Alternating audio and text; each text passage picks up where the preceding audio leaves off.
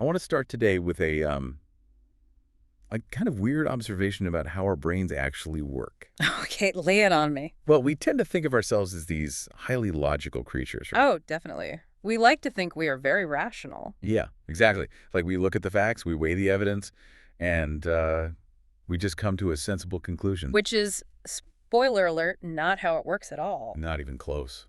Looking at the research we have for today's deep dive, it seems like logic is not our default setting.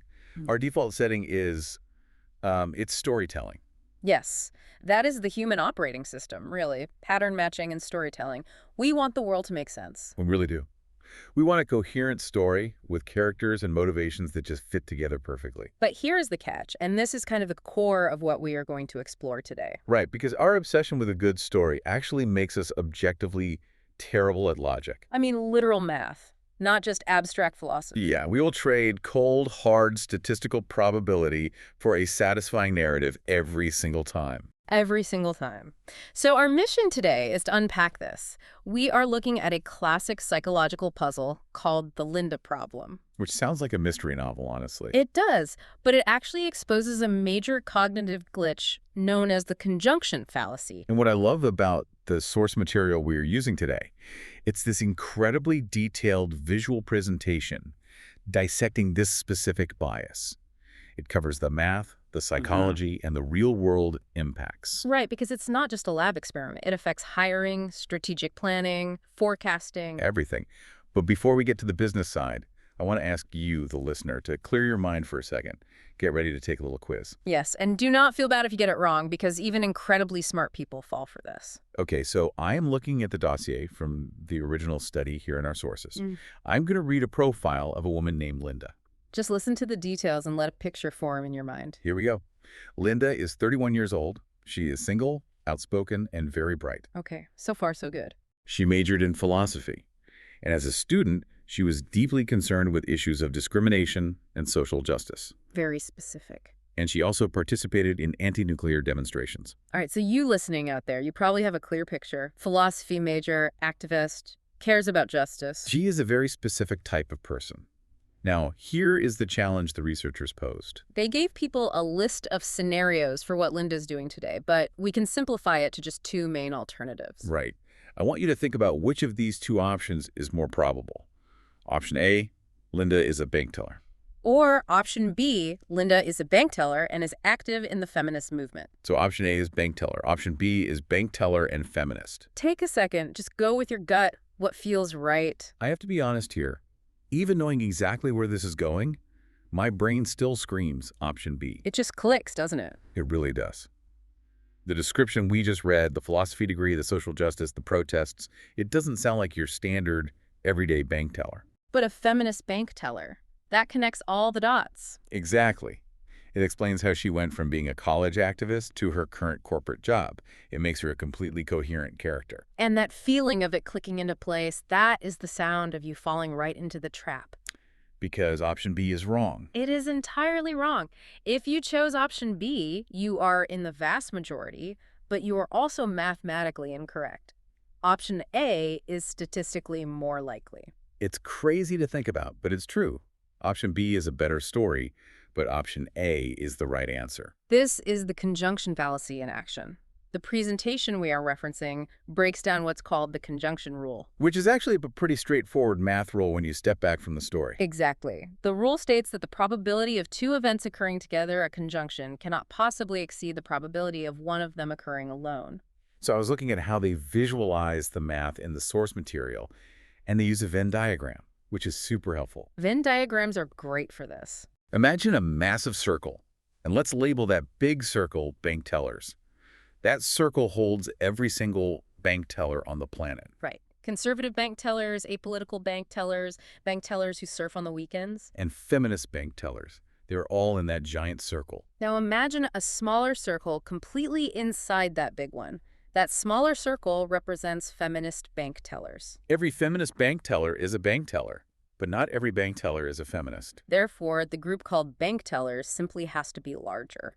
The presentation also uses variables to simplify it, Let's call being a bank teller variable X. And let's call being a feminist variable Y. The probability of X alone is always going to be greater than the probability of X plus Y. Because adding a condition like adding the requirement that she must be a feminist can never increase the overall probability. It can only reduce it. Right. It's like asking what is more likely, seeing a dog at the park or seeing a curly-haired poodle at the park. The dog is always more likely because poodle is just a subset of dog. But with Linda, we get completely distracted. We're not thinking about sets and variables. No, we are evaluating how much she resembles our mental prototype. This brings us to the psychology of why we get it wrong. It's called the representativeness heuristic. The representativeness heuristic basically means we judge probability by how much a description matches our expectations. Exactly. The brain is a pattern-matching machine. It really wants to create that coherent character. And feminist bank teller tells a vastly better story than just bank teller because it perfectly fits the profile of the anti-nuclear philosophy major. This is a classic conflict between the two modes of thinking we often talk about, System 1 and System 2. System 1 is the intuitive side. Right. System 1 is fast. It focuses on story, coherence, and representativeness. It looks at the dossier and immediately sees Linda as a feminist bank teller. It jumps to the narrative conclusion. While System 2 is the slow, statistical side. System 2 focuses on logic, sets, and probability rules. System 2 sees that Linda is a bank teller. But System 2 takes effort to activate. Our evolutionary context comes into play here, doesn't it? Oh, absolutely. Humans evolved to make sense of the wild, unpredictable world through quick narratives, not through calculus. If you see rustling in the bushes, you don't calculate the statistical probability of a lion versus the wind.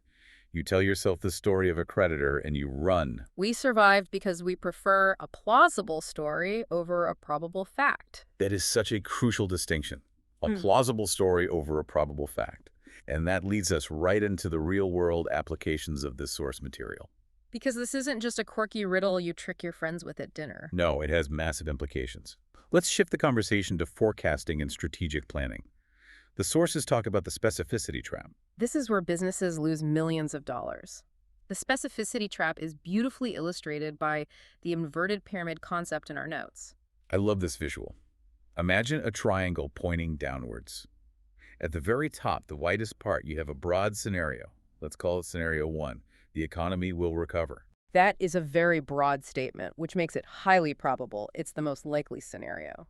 But executives don't like broad statements. They want details. So you move down the pyramid to Scenario 2. The economy will recover, A&D inflation will drop. Because you added an A and D, it is mathematically less likely.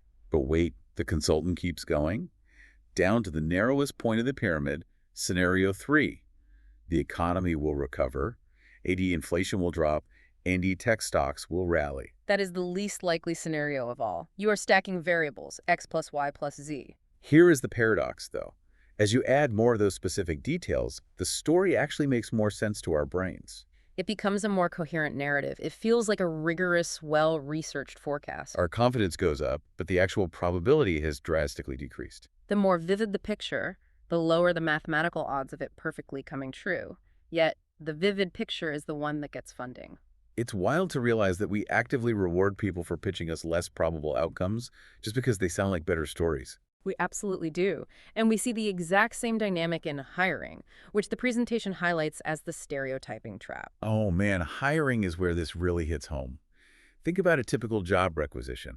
You want a candidate who has a specific skill. Let's call that condition A. Say, a software engineer who knows Python. Right. But managers rarely stop there. They also want a candidate who fits a specific cultural stereotype.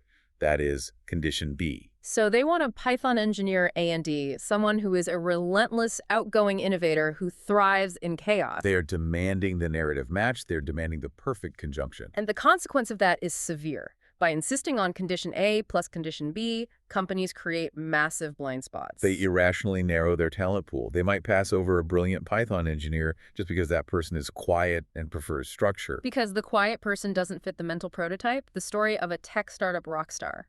Just like Linda didn't fit the prototype of a generic bank teller. And I briefly want to mention that this isn't limited to the corporate world either.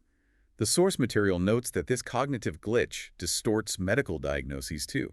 That is a fascinating application. Doctors are human. so they are subject to the same storytelling bias. Sometimes they might look for a complex set of symptoms to fit a dramatic, unifying disease narrative. Instead of just diagnosing two separate, common, and highly probable illnesses that happen to be occurring at the same time. Because the rare disease is a better story. It's a cleaner narrative than just having bad luck with two common bugs. Exactly. The human brain craves that elegant narrative, even when the statistics point to a messier, more boring reality. This has been such an eye-opening deep dive. To recap our main lesson today, simply being aware of this inherent conflict between narrative and logic is really our only defense against it. That is the big takeaway. While stories feel wonderful and they help us navigate our social lives, they often completely overgrade the math. And as the Linda problem proves, being in the majority, having an answer that feels right to 90% of people, does not make you right.